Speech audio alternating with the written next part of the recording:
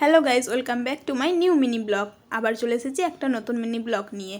তো দেখো আজকে সন্ধ্যে থেকে কি পরিমাণে বৃষ্টিটাই না হচ্ছে, প্রচুর পরিমাণে বৃষ্টি হচ্ছে। বাইরে বৃষ্টি পড়ছে, তবু আবার সন্ধেবেলা। তো সন্ধেবেলা তো চটপটা কিছু খেতেই হবে, তার জন্য মাকে বললাম কিছু তৈরি করো। মা বললো লাইন নেই, কি তৈরি করব। তারপর হঠাৎ বললো রুটি করতে তো হবে, আলু পুরিটাই করে নিই। তো চটপট মা আটা মেখে আলু পুরি তার জন্য করতে শুরু করলো। এদিকে লাইনও নেই, কি করা যাবে, তাই চার্জার লাইট নিয়ে কাজে লেগে পড়লাম। চটপট তৈরি হয়ে গেল আলু পুরি। এদিকে বৃষ্টির দিনে চটপটা জিনিসও খাওয়া হয়ে গেল, রাতে ডিনারও কমপ্লিট। তোমাদের কার কার বৃষ্টির দিনে চটপটা জিনিস খেতে ভালো লাগে অবশ্যই কমেন্ট করে জানাবে। আমাদের তো খুব ভালো লাগে, তার জন্যই মাকে বললাম তৈরি করতে।